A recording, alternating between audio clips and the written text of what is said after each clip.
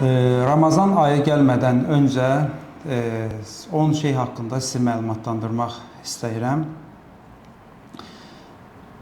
Sahabə əfəndilərimiz Ramazan ayı gəlmədən hələ 6 ay öncə Ramazana çata bilmələri üçün dua edərdilər. Yenə Ramazandan sonra Ramazanın qəbul olması üçün yenə də dua edərdilər.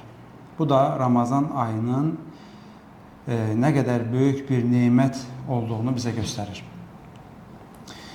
Ramazan ayı bir lütfdür. Yəni, hər kəsə nəsib olmaz. Ona görə də bu ayda ilk edəcəyimiz şey Ramazan ayına dua ilə girməkdir. Ya Rabbi, bu ayı bizim üçün xeyirli et, bərəkətli et, bizi Ramazana çatdır, Qədir gecəsini ihya etməyi bizlərə nəsib et deyə dua ilə Ramazan ayına girməyə çalışmaq. İkincisi, sevinclə Ramazan ayını qarşılamaq. Allah Rəsulü sallallahu aleyhi və səlləm Ramazan ayı gəlincə sahabələrə müjdə verərdi.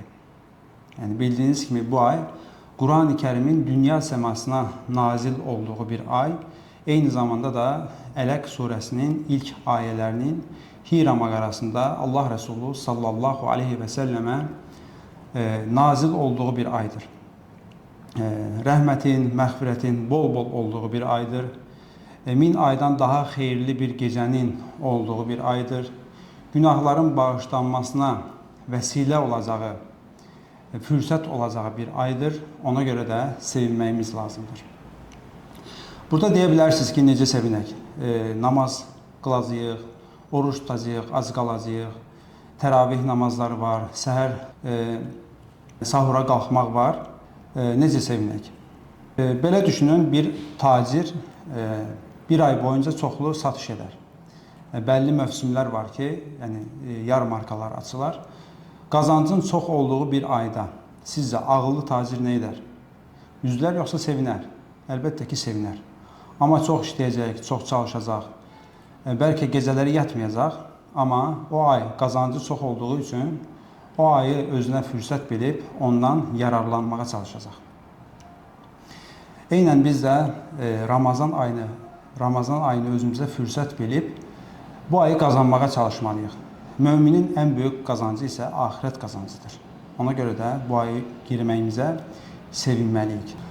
Eyni zamanda Ramazan ayının gəlməsinə sevinmək imanın əlamətidir. Üçüncüsü, bu nemətin fərqində olmaq. Yəni, Ramazan ayının gəlməsinin fəzilətlərini düşünərək, bunun nə qədər böyük bir nemət olduğunu dərk edərək, vaxtımızı boş şeylərə israf etməmək. Yəni, ibadətlə, zikirlə məşğul olmağa çalışmaq. Allah Azə və Cəllə Quran-ı Kərimdə buyurur ki, Qədir gecəsi 1000 aydan daha xeyirlidir. Belə bir günün, yəni Qədir gecəsi kimi bir günün ibadətlə keçməsi bir ömrün ibadətlə keçməsinə bərabərdir. Yəni, biz 1000 ayı hesablasaq, təxmini 83 il 4 ay edir. Yəni, bunu düşünərək, bunun fərqində olaraq bu ayı özümüzə fürsət bilməli və ona görə hərəkət etməyə çalışmalıyıq. Dördüncüsü, son Ramazan bilinci ilə Ramazan ayını qarşılamaq. Ramazan ayı hər il gəlir deyə bizə sıradan, adi bir hal kimi görünə bilər. Amma neçə insanlar vardır ki, keçən Ramazan ayından bu Ramazan ayına çata bilməyiblər. Ona görə də bu ayı sanki son Ramazanmış kimi keçirməyə çalışmalıyıq. Və bu aydan bol-bol istifadə etməyə çalışmalıyıq. Beşincisi, səmimi tövbə ilə Ramazan ayına girmək. Bildiyiniz kimi, ibadətlərdən öncə təmizlik önəmlidir. Bu, həm maddi tərəfdən, həm mənəvi tərəfdən belədir. Yəni, Ramazan ayına günah yükü ilə girməmək. Yəni, tövbə edərək, qəlb təmizliyi ilə Ramazan ayına girmək, bol-bol tövbə etmək. Allah Rəsulü sallallahu aleyhi və səlləm buyurur ki, günahlarından həqiqi mənada, səmimi mənada tövbə edən şəxs heç günah işləməmiş kimidir. Yəni, hər kəsin özünə görə günahları var, heç kəs günahsız deyil. Hər kəs özünü bir check-up'a salıb, mənim günahlarım nələrdir, deyə araşdırıb ondan tövbə etmək, Allah Azze ve Celle'dən bağışlanma diləməsi lazımdır. Altıncısı, əngəlləri tanımaq və əngəllərdən uzaqlaşmaq. Yəni bizi namazdan, zikirdən, ibadətdən yayındıracaq şeylər nələr varsa, əngəl olan şeylər nələr varsa, onlardan uzaqlaşmağa çalışmaq. Əsasən də yanlış dostlar, yanlış mühit, bunlardan uzaq durmağa çalışmaq. Telefonlar, yəni telefondan çox istifadə etməmək, televizor kanallarından çox istifadə etməmək, günümüzü boş-boş şeylərlə, seriallarla, filmlərlə, oyun qarşısında, həm mən bugün oruç tutmuşam, görəsən iftara kimi vaxtımı necə öldürə bilərəm deyib, oyunlarla, filmlərlə vaxtımızı zayi etməyək. Yəni, bu ayı özümüzə fürsət bilib, ona görə hərəkət edək. Ramazan ayı sıradan bir ay deyil. Yəni, bunu dərk edib, onun şuuru ilə yaşamaq. Əsasən də yanlış dostlardan, yanlış ətrafdan uzaq durmağa çalışmaq. Yeddincisi, plan qurmadan Ramazan ayına girməmək. Yəni, bu elə bir plan olmalıdır ki, gündəlik həyatımızda tətbiq edə biləcəyimiz bir plan. Yəni, məsələn, deyək ki, mən hər gün 2-3 vərəq Quran-ı Kərim oxuyacam və ya 2 rükət nafilə namaz qılacam və ya qəza namazlarımı qılacam və ya deyək ki, 15-20 dəqiqə zikrlə məşğul olacam deyə hər kəsin özünə görə bir plan qurması və bir planla Ramazan ayına daxil olması gözəl olardı. 8-incisi, namazları cəmaat ilə qılmağa özən göstərmək. Yəni, əsasən də bu işa namazını, təravih namazını və sübh namazlarını cəmaat ilə qılmağa özən göstərmək. Allah Resulü sallallahu aleyhi və səlləm buyurur ki, cəmaatda rəhmət var.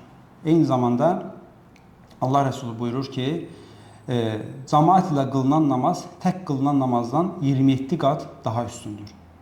Bir, bu üstünlüyü düşünün. Bir də Ramazanın üstünlüyünü bunun üzərinə gələrək, bunun nə qədər böyük bir qazanc olduğunu düşünərək, namazlarımızı cəmaat ilə qılmağa özən göstərək. Səhər işə getdik, axşam işdən qayıtdıqdan sonra məscid bizə yaxındırsa, yəni məscidlərimizdə iftar süfrələri verilir. Yəni Allah qardaşların malına, mülkünə bərəkət versin. Çalışaq ki, iftar süfrələrini qardaşlarla birlikdə, yəni ki, məsciddə edək. Sonra təravih namazını, işa namazını cəmaat ilə qılmağa çalışaq. Namazları qıldıq, qutardıqdan sonra da artıq evə gedib istirahət etmək. Yəni, vaxtımızı öldürməmək, boş şeylərlə məşğul olmamaq. Səhər tez durub, yəni sahurdan öncə təheccüd namazını qılmağa çalışmaq. Sahur etdikdən sonra da yəni o dəqiqə yıxılıb yatmamaq. Yəni, bu tibbi baxımdan da doğru bir şey deyil. Yəni, məscid yenə yaxındırsa, sübh namazını da cəmaat ilə qılmaq, çalışmaq. Burada deyə bilərsiniz ki, mən səhər işə gedəcəm, yorğun oluram. Onda planı elə qurun ki, yəni 12-də yatırsınızsa, 10-da 11-də yatın ki, səhər durub rahat şəkildə ibadətinizi, zikrinizi, duanızı edə biləsiniz. 9-uncusu, Ramazan fıkhını öyrənmək. Yəni, Ramazanla bağlı hökmlər nələrdir, şərtlər nələrdir kimi.